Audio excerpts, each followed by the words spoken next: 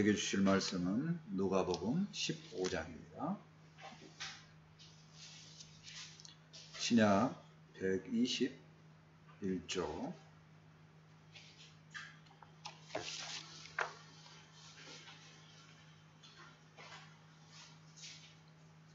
누가복음 15장 1절에서 7절까지입니다.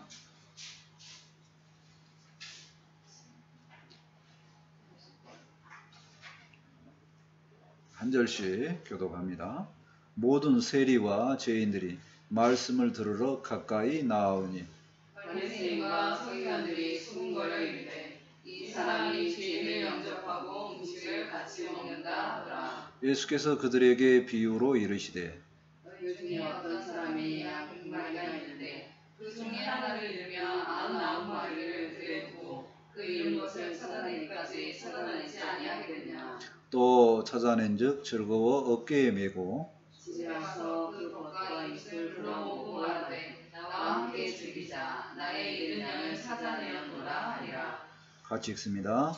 내가 너희에게 이르노니 이와 같이 죄인 한 사람이 회개하며 하늘에서는 회개할 것 없는 99으로 말미암아 기뻐하는 것보다 더하리라. 아멘.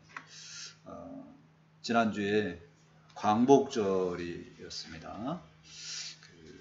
지금 세대들은 광복의 기쁨, 해방의 기쁨 잘 모르죠. 네, 얼마나 그 시대에 있었던 사람은 기뻤을까요? 우리는 자유, 그리고 해방, 항상 누리고 있기 때문에 이게 항상 누리는 이 기쁨이 얼마나 큰지를 잘 모릅니다. 이제 오늘 말씀도 동일합니다. 기쁨에 대해서 나눠보고자 합니다. 우리에게 있어서 수많은 기쁨들이 있을 텐데 가장 근본적인 질문, 가장 큰 질문이 그 기쁨이 뭐냐 생각해보고, 또 하나님은 어떤 것을 기뻐하시는가 생각해보면서 우리의 삶이 더 기쁨으로 나아가는 그런 시간이 되었으면 좋겠습니다. 아멘. 첫 번째, 예수님의 말씀을 듣는 자들에 대해서 살펴보고자 합니다. 1절 말씀을 보시겠습니다. 모든 세리와 죄인들이 말씀을 들으러 가까이 나오니, 모든 세리와 죄인들이 예수님께 말씀을 듣고자 이제 나왔다는 내용인데, 세상에서 이제 소외된 사람들이 예수님께 나옵니다. 근데 이게 참 이상하게 모든 죄인들 이렇게 해도 되는데 세리만 구분을 했어요. 오늘날로 말하면 세무원이죠. 평범한데 왜 이렇게 구분을 해놨을까? 당시에는 죄인 중에 가장 큰 죄인으로, 죄인들도 상종 안 하려고 했던 죄인이라는 거예요. 왜냐면요, 광복절과 맞이해서 일제시대 때 일본 놈보다 더 싫은 게 친일파, 싫어했다는 거예요. 세리 왜 싫어하냐? 자기 민족의 세금을 걷어다 노마에 바치는 사람. 근데 자기의 유익을 위해서 더 착복을 해요. 그러니까 얼마나 싫어했겠느냐. 정말 세리하고 상종 안 하려고 했죠. 그래서 그러나 어쨌든 그 많은 죄인들이 누구의 음성을 듣고자, 이제 예수님의 말씀을 듣고자 가까이 왔다는 겁니다. 예수님의 말씀이 좋아서 왔다는 거죠. 자, 비교합니다. 2절. 바리새인과 서기관들이 수군거려 이르되 이 사람이 죄인을 영접하고 음식을 같이 먹는다 하더라. 바리새인과 서기관들은 이제 종교 지도자들이죠. 이들이 수군거립니다. 이유는 뭐냐? 이 사람, 예수님이죠. 잘못됐다는 거예요. 왜 잘못됐냐? 그 예수님이 누구와? 죄인들을 영접하고 음식을 함께 먹는다는 거예요. 오늘날도 음식을 함께 먹는 건 중요한 의미가 있지만 단순한 행위 정도가 아니라 이 시대에는 정말로 음식을 같이 먹으면 동류, 같은 그룹이다 이렇게 생각했다는 겁니다. 그러니까 예수님이 죄인들과 같이 식사했어요. 그러니까 똑같다 이렇게 한다는 겁니다. 바리새인들은, 특히 바리새인들은 이 죄인들과 이렇게 분리되는 것을 굉장히 많이 시도를 했습니다. 그러니까 죄를 안 짓고자 하기 위해서, 죄하고 멀어지기 위해서 죄인들과 상종하지 않고자 했다는 겁니다. 뭐 어느 면에서는 이해가 되기도 합니다. 그런데 이런 말이 있죠. 죄는 미워하되 죄인은 미워하지 말라. 우리 인간의 능력으로 이게 잘 안 됩니다. 그러나 원래는 방향이 그렇다는 거예요. 죄에 대한 방향. 아무튼 그 죄인들과 함께하는 예수님 굉장히 못마땅했다는 얘기입니다. 자, 근데 이 두 부류들의 큰 두 부류들이 누구하고 상종을 했냐? 예수님과 상종을 했죠. 누구의 음성을 듣고자 했습니까? 예수님의 음성을 듣고자 했습니다. 이 부분에 대해서 생각을 해보고자 합니다. 종교 지도자들은 매일 성경을 봅니다. 매일 성경을 보는데 아이러니하게도 그들은 하나님의 뜻을 모릅니다. 예수님의 말씀이 안 들린다는 거죠. 천국의 기쁨, 아주 거리가 먼 삶을 살고 있습니다. 그들의 결국은 뭐냐면 비참한 심판으로 연결되는 그런 삶을 살고 있다는 겁니다. 오늘날도요, 제가 살다가 이렇게 깜짝 놀란 소리를 들은 적이 있습니다. 우리나라의 어떤 목사가 열심히 이렇게 흥분해갖고 연설을 하다가 이런 표현을 했습니다. 하나님도 까불면 나한테 죽어.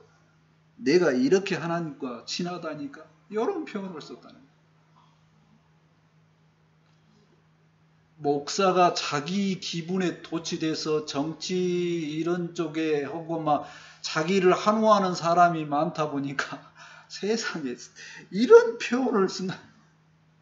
그 사람이 뭐라고요? 목사예요. 날마다 말씀을 본다는 거예요. 근데 그 사람이 뭘 몰라? 하나님의 뜻을 몰라. 예수님의 말씀이 안 들려주죠. 그 사람의 삶은 누구하고 맨날 보이는 눈에는 맨날 정치인들, 맨날 교세, 맨날 힘 이런 것만 보이는, 진정으로 하나님께서 원하는 예수님을 통해서 들려지는 음성이 이 사람한테는 안 들려주죠. 자, 반대로요. 모든 소외된 자들, 죄인들에게는 예수님의 말씀이 들려집니다. 그들은 성경 없습니다. 뭐 글씨를 못 보는 사람들이 태반이니까 성경이 없어요. 근데 여기도 똑같이 아이러니하게 이들은 하나님의 마음을 알고 예수님의 음성이 들려진다는 겁니다. 그들은 예수님을 영접하고 예수님과 식사하고 예수님과 기쁨의 시간을 갖습니다. 천국을 누린다는 거죠. 여기까지 말씀을 보면 결국엔 누가 천국을 누리고 기쁨을 누리냐면 모든 죄인들이 기쁨을 누린다는 겁니다. 이 말씀은 굉장히 오늘날 우리에게 충격으로 다가옵니다. 우리는 매주 예배드리고 특히 목사인 저 같은 경우에 날마다 새벽에 일어나서 말씀 보고 그렇다는 겁니다. 그런데 우리에게 더 천국이 안 올 수 있다는 얘기입니다. 예수님의 음성이 들려져야지만 정말로 천국이 임한다는 겁니다. 우리가 예수님의 말씀을 들을 기가 있는지 생각을 해봤으면 좋을 것 같고요. 예수님과 함께하는 시간이 정말 힘든 시간이냐? 천국이냐? 생각해봤으면 좋겠다는 겁니다. 매일매일 말씀이 들려지고 천국을 누리는 삶이 되었으면 좋겠습니다. 언약의 말씀을 보고자 합니다. 마태복음 13장 11절. 대답하여 이르시되 천국의 비밀을 아는 것이 너희에게는 허락되었으나 그들에게는 아니 되었나니. 천국의 비밀이 예수님의 음성이 들리는 사람에게는 들려진다는 거예요. 성경을 스스로 보고 어떻게 보고 아무리 공부를 해도 안 들려지는 사람이 있다는 겁니다. 다행히 우리는 예수님이 우리에게 얼마나 기쁨의 존재인가를 깨닫게 하고 또 천국의 비밀이 들려졌으니 참으로 감사한 일이 아닐 수 없습니다. 아멘. 두 번째, 즐거워하는 사람을 살펴보고자 합니다. 3절입니다.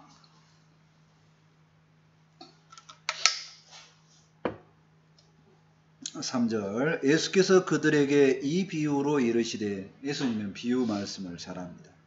왜 비유 말씀을 잘하냐? 비교가 되죠. 비유를 하면 허락된 자들에게는 더 풍성하게 다가오고, 허락되지 않는 자들에게는 이게 뭔 말이다냐 한다는 거예요. 그들에게는 어떤 식으로 지식적으로도 이해하는 게 허락되지 않았기 때문에 비유 말씀을 자주 합니다. 4절 말씀을 보실까요? 너희 중에 어떤 사람이 양 100마리가 있는데 그중 하나를 잃으면 99마리를 들에 두고 그 잃은 것을 찾아내기까지 찾아다니지 않겠느냐. 비유죠. 100마리 중에 한 마리가 안 보여. 그럼 어떻게 합니까? 한 마리를 찾아다니지 않겠느냐고 예수님을 질문합니다. 근데 보편적인 이런 말씀이 들려지면 문맥상, 맥락상 그러겠지. 이런 양을 생각하면 찾아다니겠지. 이런 마음이 딱 와야 되는데, 이 본문을 보더라도 어떤 사람은 양이 100마리면 조금 300마리보다는 적은데 그 사람은 좀 부족함이 있었겠구만. 이렇게 말을 한다든가, 엉뚱한 얘기를 듣는다. 양보다는 소가 더 좋지 않을까? 뭐 이런 생각을 하고, 들려지는 성경 본문을 읽을 때 생각 자체가 다른 생각으로 순간순간 간다는 겁니다. 말씀이 잘 들려졌으면 좋겠습니다. 5절 말씀 계속 봅니다. 또 찾아낸 즉 즐거워 어깨에 메고. 찾았습니다. 그러면 당연히 즐거워하겠죠. 그 즐거움이 너무 기뻐서 양을 어떻게 해요? 아마 그럴 겁니다. 양은 혼자 다니다 보니까 혼자 이렇게 스스로 먹을 것을 잘 못 먹는 정말 연약한 동물이에요. 그래서 아마 다치고 혹시 아팠을 것을 생각을 하죠. 그래서 보자마자 이렇게 메고 오는 거죠. 메고 오는 겁니다. 또 매도 주인은 아마 힘들지 않았을 거예요. 찾는 기쁨이 커서요. 자, 6절 말씀 계속 봅니다. 집에 와서 그 법과 이웃을 불러 모으고 말하되 나와 함께 즐기자. 즐거워하자는 얘기. 기뻐하자는 얘기. 나의 잃은 양을 찾아 냈노라 하니라. 그 기쁨이 너무 크기 때문에 자신을 넘어서 이웃 초청하고 함께 누리자는 거예요. 잔치를 한다는 겁니다. 제가 이 부분을 설명을 하는 사람 중에 정말로 또 황당한 소리를 들어봤는데, 어떤 잔치를 할 거냐는 게 그 양 때문에 잔치를 벌였는데 또 양을 잡아서 잔치를 한다는 거예요. 이상한 소리를. 그 소리는 없죠. 양을 잡아서 잔치한다는 소리는 없습니다. 아무튼 잔치는 왜 한다? 왜 즐거워한다? 기쁘기 때문이라는 거야. 자신의 기쁨이 넘치기 때문에 그 이웃과 자신의 기쁨을 공유를 하는 거죠. 한나가 취직을 했어요. 기뻤어. 그래서 내가 아는 사람들과 식사를 이렇게 나누면서 시간을 가졌다는 겁니다. 이렇게 사람들은 뭔가를 찾으면 기뻐하는 게 있어요. 근데 왜 찾으면 기뻐하냐? 잃었을 때는 슬프기 때문이죠. 이상한 말이 아니라 결핍이라고 합니다. 사람은 결핍이 있으면 슬픕니다. 모든 사람은 뭔가 이렇게 만족되고 충족되면 기뻐한다는 겁니다. 근데 우리는 질문을 해봅니다. 깊은 질문인데, 어떤 만족으로 가장 기뻐함을 누리느냐는 얘기입니다. 보통 많은 사람들, 진짜 정말 많은 사람들 요즘 시대에 그러는 것 같아요. 소유가 늘어나면, 돈이 늘었어, 차가 커졌어요, 아파트가 커졌어요, 아니면 명품을 얻었어요, 막 이럴 때 이제 기뻐한다는 겁니다. 자, 근데 생각을 해봅니다. 소유는 만족할 수 없다는 거예요. 그때 잠깐 찰나만 기뻐한다는 겁니다. 에이, 정말 있는 사람은 안 그럴 거야. 어디까지 있을 겁니까? 지구 전체를 다 지 거라고 해도 그렇게 되면 만족할 겁니까? 안 되죠. 그렇게 될 수도 없을 뿐만이 아니라 세상에서 1등 부자, 가장 소유가 많은 그 사람은 만족할까요? 만족하지 않는다는 겁니다. 결국엔 소유로 온전한 만족에 들어갈 수 없다는 겁니다. 두 번째는 존재적인 만족으로, 존재적인 체험으로 기뻐하는 사람이 있습니다.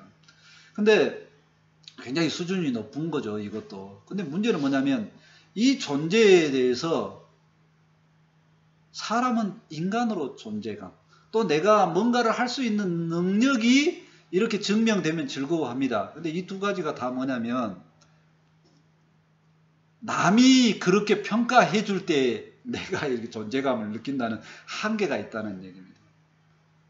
남이 나를 그렇게 평가하지 않아도 내가 나의 존재만으로도 기뻐하는 것은 오직 다 하나입니다. 하나님의 자녀, 이 정도 돼야지 변함이 없죠. 어쨌든 존재감으로도 부분적으로 밖에 완벽한 그 기쁨으로 나아가지 못합니다. 성경에는 완벽한 만족을 이야기합니다. 뭐냐면 영혼의 만족으로 기뻐하는 존재를 이야기합니다. 왜 영혼이 만족해야 되냐? 우리 인간은 영적인 존재이니까 외적으로 육체적으로 만족하는 게 아니라 영적으로 만족하는 것이 가장 충족된다는 것입니다. 이게 가장 합당한 말이죠. 영적으로 충족되면 영적인 거는 뭐냐면 한계가 없습니다. 영혼 무궁과 연결이 되죠. 하나님과 연결이 됩니다. 그래서 내가 하나님의 백성으로서 영혼의 만족을 누리는 것은 무궁한 즐거움에 무궁한 기쁨으로 연결이 된다는 겁니다. 영혼의 만족을 통해서 우리가 확실한 기쁨으로 나아갔으면 좋겠습니다. 아멘. 약속의 말씀을 또 봅니다. 이사야 58장 11절 말씀입니다. 여호와가 너를 항상 인도하여 메마른 곳에서도 내 영혼을 만족하게 하며 내 뼈를 견고하게 하리니 너는 물된 동산 같겠고 물이 끊어지지 아니하는 샘 같을 것이라. 하나님께서 공급하시는 것은 우리의 영혼의 만족으로 다가오기 때문에 절대적인 기쁨에 들어갈 수 있음을 깨닫습니다. 아멘. 하나님으로 인해서 참 기쁨으로 나아가는 우리 모두가 되었으면 좋겠습니다. 아멘. 세 번째로 하나님의 기뻐하심에 대해서 생각을 해보고자 합니다. 7절입니다.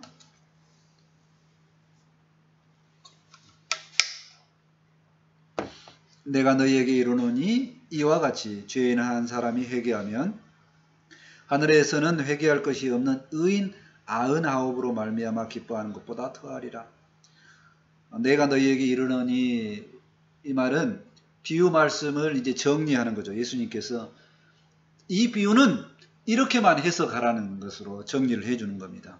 다르게 해석하면 안 된다는 거예요. 이와 같이 딱 연결하죠. 이와 같이 똑같다는 거예요. 죄인 한 사람이 회개하면 하늘에서는 회개할 것이 없는 의인 9으로 말미암아 기뻐하는 것보다 더 기뻐하리라. 어떤 기쁨이 있냐면 한 사람 회개가 회개할 것 없는 99과 비교해서 더 이쪽이 더 한 사람 회개가 더 기쁘다는 겁니다. 자, 비유하고 연결하면 이거죠. 죄인은 한 사람은 잃은 영혼입니다. 잃은 양이에요. 회개할 것 없는 자기 스스로 난 죄인 아니야 라고 하는 99명 들에 있는 양들, 이 양들보다 또 회개할 것이 없는 사람보다 더 이쪽이 더 낫다는 겁니다. 그리고 양을 찾아다니는 주인이 있었죠. 양을 찾아다니는 사람은 누구냐? 성경 기자들은 이렇게 해석을 하라는 겁니다. 예수님이다. 예수님이 잃은 양을 찾아서 험한 산과 들을 찾아 헤매는 모습 생각해보고 찾아올 때까지 딱 그 모습을 보면 정신없이 양만 보고 다니니까 뭐 돌이든 뭐 나무든 가시든 안 보일 거 아니냐.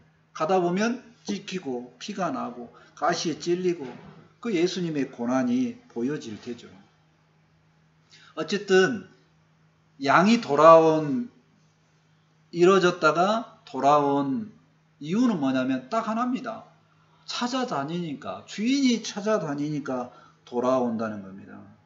주인의 일방적인 수고, 일방적인 은혜, 이것 때문에 양이 돌아왔다는 겁니다. 인간도 똑같습니다. 사람이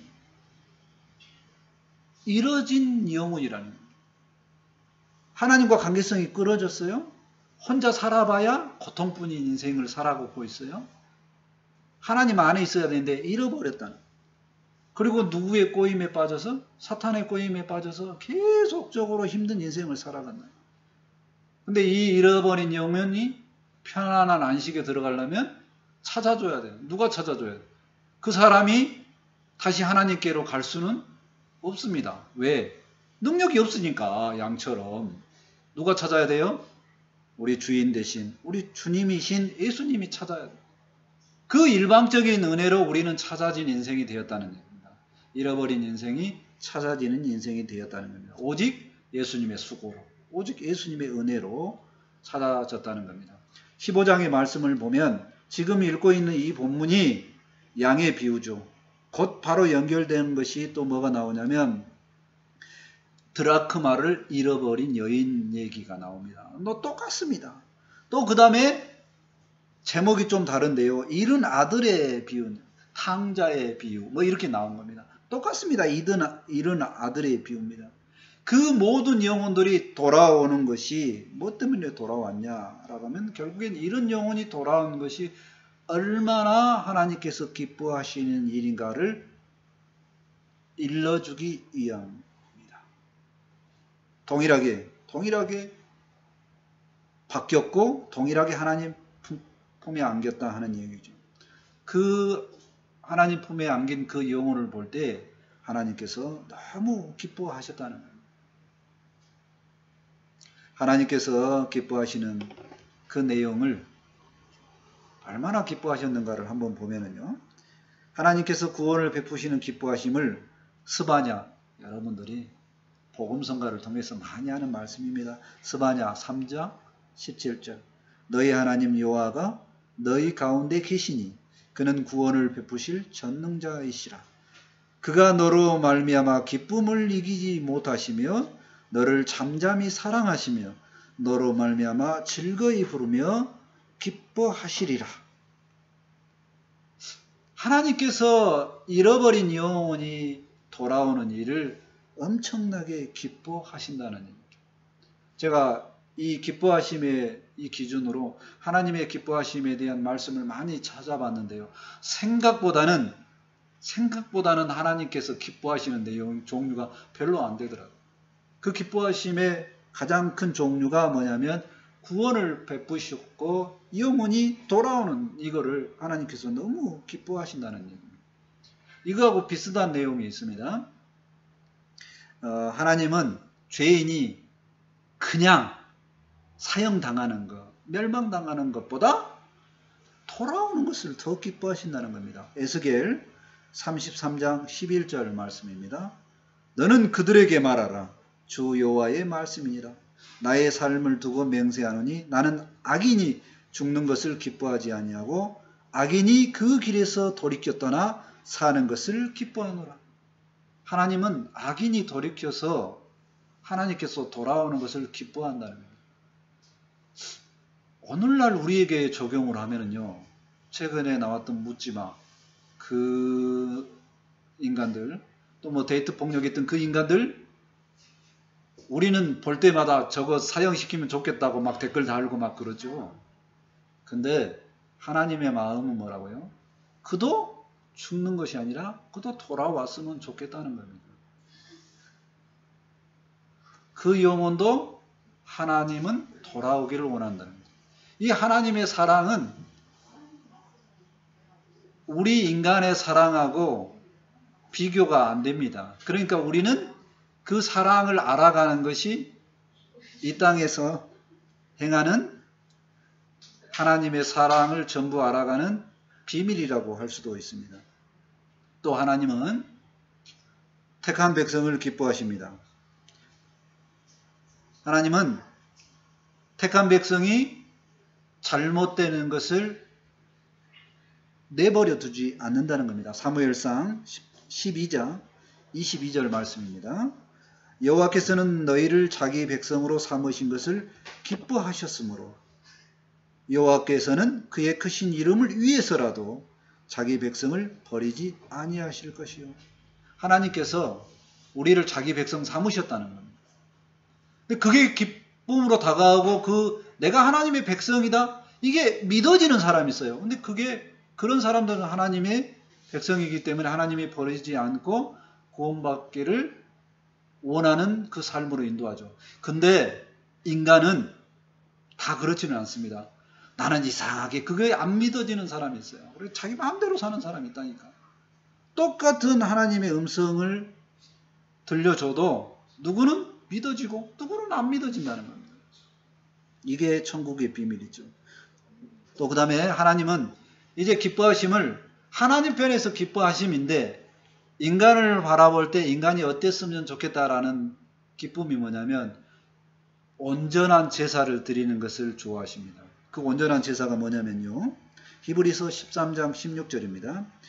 오직 선을 행하며 서로 나누어 주기를 잊지 말라. 하나님은 이 같은 제사를 기뻐하시느니라. 무슨 제사냐면요. 예배당에 와서 드리는 예배의 죽은 제사가 아니라 산 제사, 신령과 진정으로 드리는 산 제사를 원하신다는 얘기입니다. 온전히 우리의 삶이 이렇게 다 하기가 힘듭니다. 그러나 우리는 달려갈 길이, 우리의 목표가 그거라는 생각은 늘 잊지 말고 있었으면 좋겠습니다. 우리는 하나님께 구원받는 성도들입니다. 내 존재가 하나님께서 얼마나 기뻐하시는지를 생각을 해보면서 감격과 기쁨으로 살았으면 좋겠습니다. 오늘 말씀을 정리합니다. 이상하게 예수님의 말씀이 들려지는 사람이 있습니다. 주로 예수님의 말씀이 들려지는 사람들이 누구였냐면 자기가 소외됐다고, 자기가 죄인이라고 고백한 사람들이 예수님의 말씀이 들려졌음을 생각을 해봅니다. 우리는 예수님의 말씀이 들려지니 얼마나 은혜인가 모르겠습니다. 또 성도들은 무슨 만족을 해야지만 절대로 없어지지 않는 온전한 만족이냐? 영혼의 만족. 영혼의 만족을 생각을 해보면서 기쁨을 얻었으면 좋겠고요. 또 하나님의 기뻐하심은 내가 하나님께 돌아오는 하나님의 백성 됐음을 고백하는 그 기쁨을 얼마나 하나님 기뻐하시는가. 그 기쁨을 이기지 못한다는 거예요.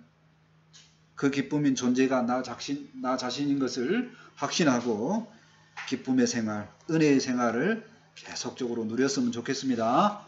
아멘. 기도합니다. 하나님 감사합니다.